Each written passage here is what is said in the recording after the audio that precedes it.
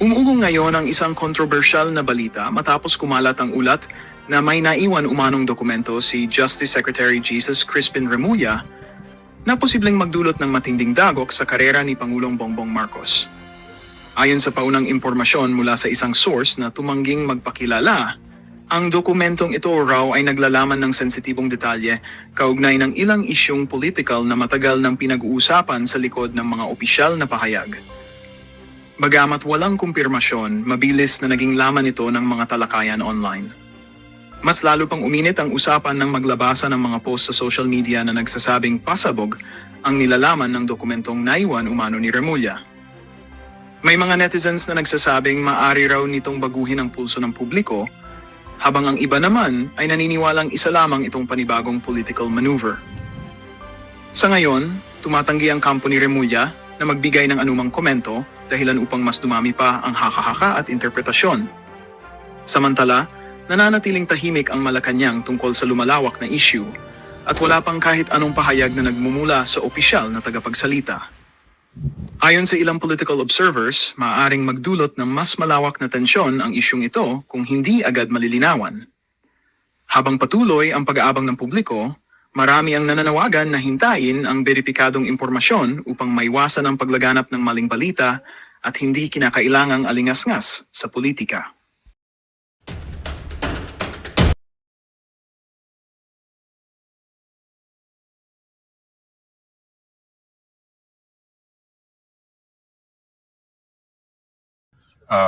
That he will always put the rule of law as supreme, Mr. President.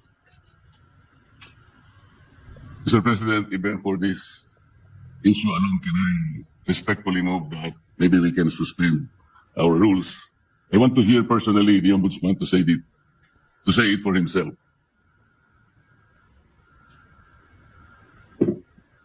1 minute suspension, Mr. President. 1 minute suspension na naman po mga kareaksyon. Sabi ni Senator Marcoleta, pwede ba natin suspendin ang rules? Gusto ko marinig itong si Remulla mag-explain. Tingnan po natin kung mangyayari yan dahil mayroon po kasing rules na ang nagsasalita ay isang senador na sponsor. Tapos yung ina-sponsoran niya, sumuchuchut lang sa tabi. Pero dito mga kareaksyon palagay ko, kakabahan dito si Ontiveros. Tatayo si Ontiveros dito mga kareaksyon. Pleasure after that motion. Mr. President, with all due respect to the good gentleman from Tarlac and Pampanga, the Senator Marcoleta, we have very, very rarely given way to such a motion to suspend the rules, especially during budget plenary deliberations, with all due respect to Senator Marcoleta. So I apologize that it may not be possible also this morning, Mr. President. So therefore, we are not entertaining the motion. We are not entertaining the motion, Mr. President, but the chairman remains fully capable of addressing the important issue raised by the good gentleman. All right, thank you. Thank you, Mr. President. So gusto po kasi sana ni Senator Marcoleta na magsalita po itong si Remulla. Sususpendin muna nila yung rules at papayagan nila magsalita si Remulla. Kaya lang siyempre sasabihin ng majority, wag natin pabayaan magsalita si Remulla. Si Gatchalian lang. Baka kung ano na naman masabi ni Remulla baka bending dalawa na naman Pero dito mga kareaksyon, tuloy natin. Ano po to, pinanood ko po ito mga kareaksyon, mahaba po yung mga mga 1 minute suspension mahaba po yan, di po 1 minute. Kaya mga kareaksyon ito panoorin po natin. Thank you, Majority Leader. Muling nagpapasalamat po kami kay Senator Marcoleta at tinanong niya po yung itong issue. Nagbibigay po ito ng oportunidad para sa ating bagong ombudsman klaruhin yung kanyang mga nasabi. At wala akong intention to bend the law. No, that's very clear. In fact, ang prinsipyo po ng ating bagong ombudsman is to follow the law and uphold the law. Dahil naniniwala siya na ang rule of law is supreme, Mr. President. So, para lang klaro, no, na itong nasabi niya ay isang figure of speech, pero wala akong intensyon na baliin po ang batas. Dahil ang kanyang intensyon ay ipatupad ng batas ng may integridad at may katarungan, Mr. President. Nako, yan ang sinasabi natin. Pinagmamayabang pa niya doon sa isang interview. na pwede na nilang bending the law but not breaking the law. Pero ngayon parang kumakalbo si Remula kasi meron 6 billion yata ang budget ang gusto ng ombudsman. Ako. Kaya dito mga reaction, para yata nga pagdating dito sa budget deliberation ng ombudsman, ayaw na niyang i-bend yung law. Pero pag kailangan i-bend yung law. Naku po, pakinggan po natin Senator Marcoleta mga reaction. Mr. President, kaya ko lang naman po ipinipilit ang bagay na ito sapagkat I think even the Ombudsman as a lawyer himself believes in the court doctrine of our legal system, dura lex sed lex. Yung sinasabi nating bending the law will be inconsistent totally with this core legal system. Hindi mo po pwedeng kahit na konti. Tatanong ko nga sana, to what extent can you bend the law that can still be acceptable? Hindi po pwede yun. Dura lex sed lex. At ako rin po, sumasang-ayon po sa kay Senator Marcoleta, the good gentleman from Tarlac, Pampanga na ang batas po ay dapat ho natin ipatupad. At wala ho yan tinitignan. Kaya ho naka-blindfold po si Lady Justice dahil wala ho tinitignan. At yan din po ang assurance ho ng ating bagong ombudsman. Dito po sa bulwagang ito at sa lahat po sa bayang Pilipino na nanonood ho sa atin na ipapatupad niya ho ang batas na may integridad po. Kasi po, Mr. President, kapag talaga. Sana po figure of speech lang. Pero nagkaroon po kasi ng pagkakataon na hindi speech yun eh. Dahil doon sa isang pagdinig sa Blue Ribbon Committee, nakita naman po nating lahat. When a particular witness applied for witness protection program, and the law is clear, the provisions of law on the requirements on how to apply for a witness under the witness protection program. Nandun po lahat yun eh. Tama! The enumerations, the requirements are exclusive.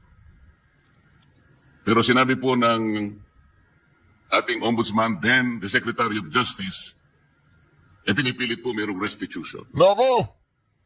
I advise him that he cannot do that because restitution does not appear in the law. Yun! But Mr. President, he insisted. So doon po nagkakaroon ng problema. While publicly, he declares that he upholds the law to the fullest. But in reality, it's not being done. How can you put a requirement which is not in the law? And he said that was his opinion. His opinion will not even matter, Mr. President. Does that opinion will even prevail over the strict provision of law? Yun po yung aking ikinatatakot, ikinababahala, na nami-mislead po yung ating mga mamamayan eh. Pati ang ating processes po ay nalalagay sa alanganin. That's why this is very important. Na kailangan po masettle natin ang issue ito. We cannot bend the law.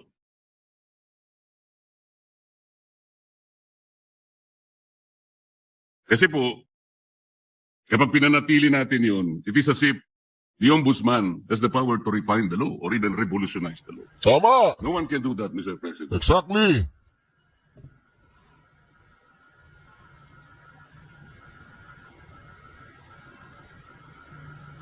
Kasi po, tingnan na, ito pa po yung nakakabagabag. Still falls on this very subject, Mr. President. Kamakailan lamang po ang ating current ombudsman ay nag-announce na sa mga darating na araw, meron pong may issuean na warrants of arrest. Na mga iba po ay kasama pa natin sa kapulungan ito, Mr. President. Hindi ko agabi. Mr. President, may I ask whether the Office of the Ombudsman has the power to issue warrants of arrest?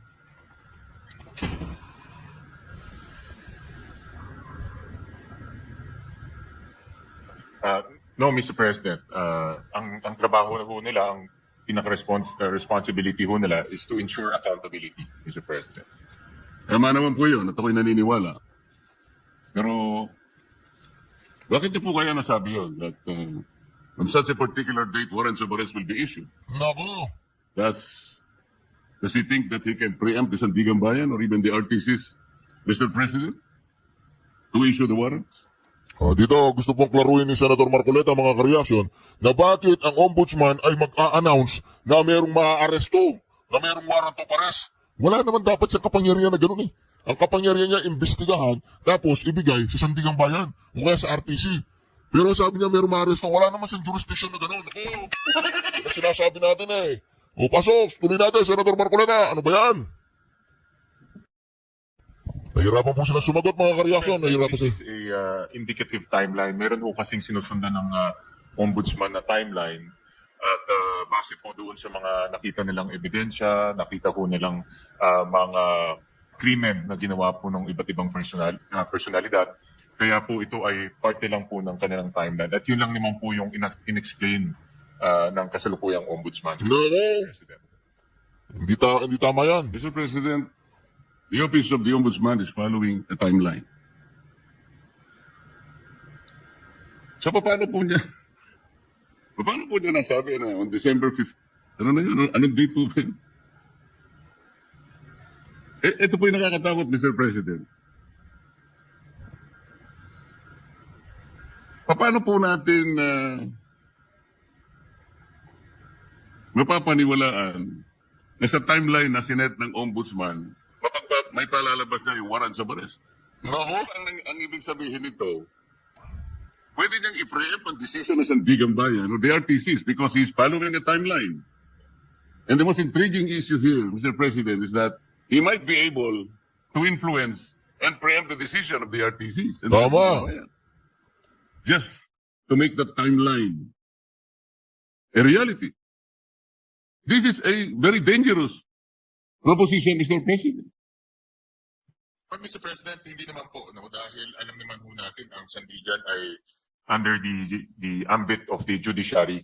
Iba naman po ito sa trabaho po ng ombudsman. Pero bilang ombudsman, nakikita ko ho na dahil sila po ang magpa-file ng kaso, very optimistic ho sila na yung kanilang ifa-file na kaso meron pong kinahihitnatnan at meron pong resulta. So yung resulta na gusto ho nilang mangyari ay mag-issue ho ng warrant of arrest. So, kasi very confident sila na yung kaso ay matibay. At very confident po sila na yung ebidensya ay matibay. At yun din po ang gusto natin lahat.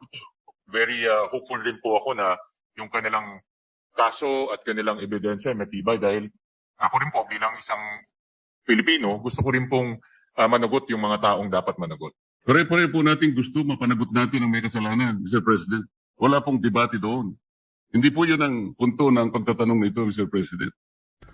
But the ability of the Office of... Nililigaw ni Gatchalian. Ang tanong, bakit merong kakayahan ng ombudsman na mag-anunsyo, na magsabi kung kailan lalabas ang warrant of arrest? Bakit at ang ombudsman ay pinangungunahan niya ang mga husgado dyan sa may Sandigang Bayan at dyan sa may RTC? Wala siyang kakayahang mag-serve ng warrant of arrest. Ang kakayahan lamang niya ay mag-imbestiga at ito isang guni sa Sandigang Bayan kung ang kanilang mga investigasyon ay dapat sampahan ng kaso o hindi lang yun. Pero wala kang say kung kailan lalabas ang warrant of arrest at tinatakot-takot mo pa si Villanueva, si Estrada, si Escudero, si sino pa yan? Dapat dyan si si Grace Polang tsaka si Pumabilla. the Ombudsman to predict even the timeline when the warrants of arrest can be issued is something that is troubling, Mr. President. Parang ang mangyayari, ayaw ko mag-isipin yun. Ayaw ko rin naman talagang mangyari yun. Somebody can even preempt or influence the time when the RTC or the Sandigang Bayan may eventually issue the warrants of arrest.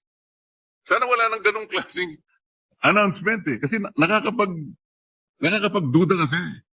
Mr. President, tingnan po ninyo.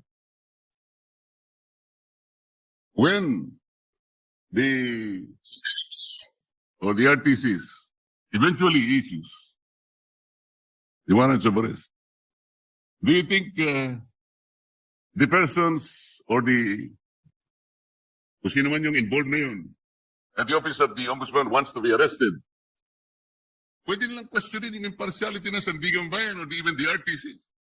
Because there was already a timeline announced by the office. This is the thing that is very intriguing, Mr. President. But Mr. President, with all due respect to the esteemed Napakahirap pong kalaban ni Marcoleta sa courtroom. Napakahirap kalaban, hindi ka lulusot. Di ba?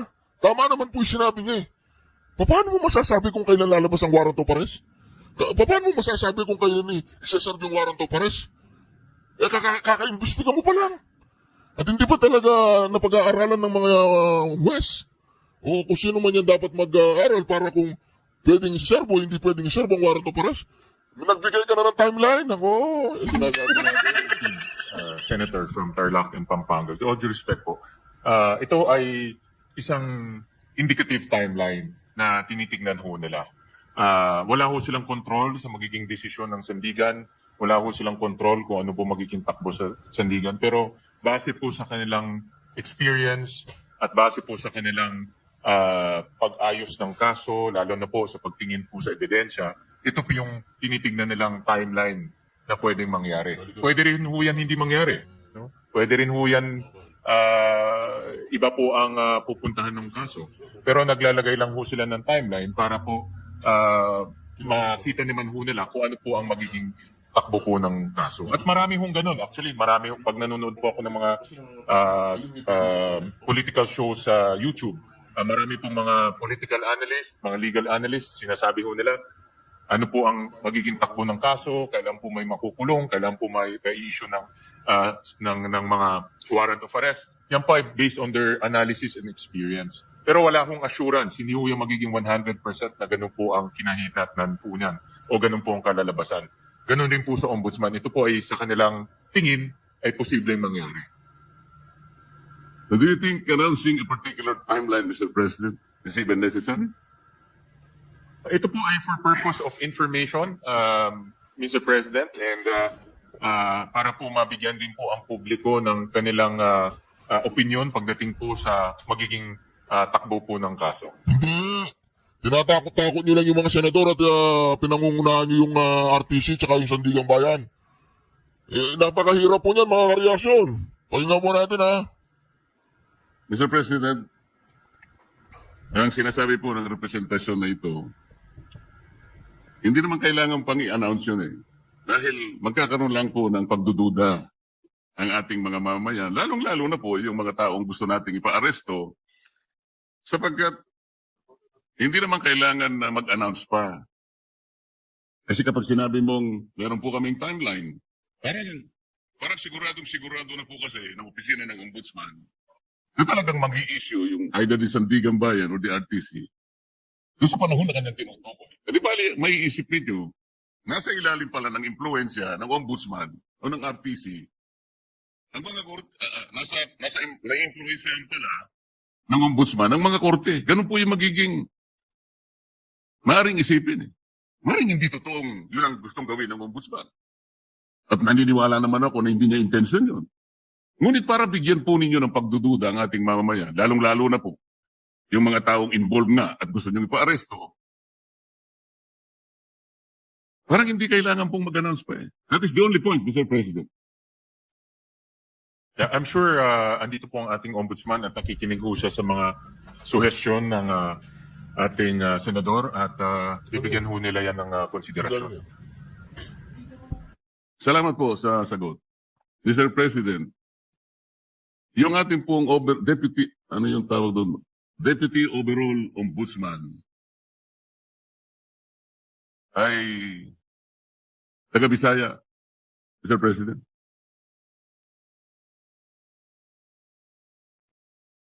Yung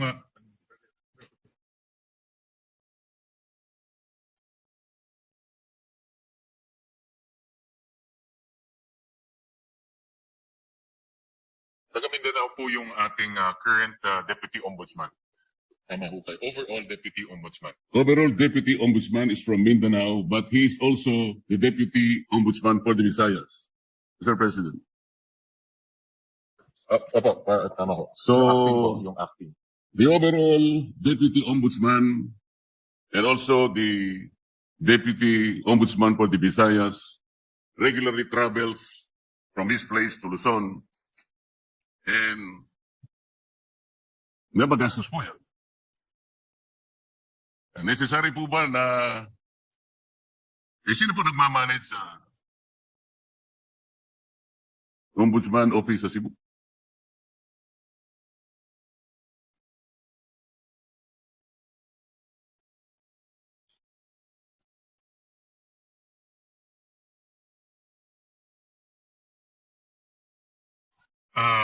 Mr. President, Senator Marcoleta, temporary po na bakante ho yung position na yon.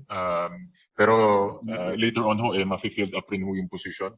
Pero sa ngayon po, dahil bakante ho yun, minomonitor po ng ating ombudsman itong mga opisina ito gamit po ang modernong teknolohiya tulad po ng Zoom, tulad po ng conference calling. So in other words, hands-on po ang ating ombudsman na sinisigurado niya itong mga opisina na ito ay tumatakbo ng maayos.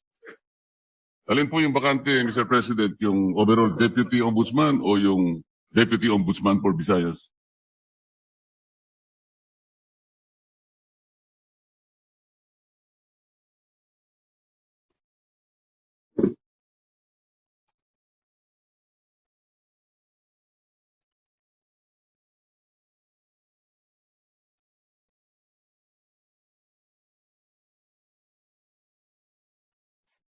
Ang bakante po ay yung overall Deputy Ombudsman for ito po ang bakante po. Yung overall Deputy Ombudsman ang bakante po. Dahil po suspended yung current overall Deputy Ombudsman. Kasi po kaya ako tinatanong to, Mr. President, napakagastos po yung regularly na pagta-travel po ng Deputy Ombudsman. Galing pa siya ng Mindanao. Meron pa siyang gawain dito sa Maynila dahil nga overall Deputy Ombudsman. Naisip ko po na unnecessary expense po yan sa opisina na po. Ang direction po ng ating bagong ombudsman ay talagang gawing efficiente po ang opisina. Natural lang naman po kung may bagong liderato, inaayos niya yung kanyang opisina sa nakikita niyang pinaka-efficienteng struktura, Mr. President. So, hindi naman po nila intention na maging bakante ito at later on din po ay malalagyan din po ng tao. Pero tinitignan nila kung anong pong paraan o ano pong structure ang pinaka magiging efficiente po para po sa ombudsman offices, Mr. President. Mr. President, bago po naging ombudsman ang aking kaibigan, siya po ay magkaibigan naman tayong dalawa. Ikaw naman, dinideny mo yata eh. Yun nga sinasabi ko, kaibigan pala kayo. Yun nga sinasabi ko. Narinig niyo yata ako, Senator Marcoleta. Bago po siya naging ombudsman, Mr. President, siya po ay kalihim po ng ating Department of Justice. Yun naman pong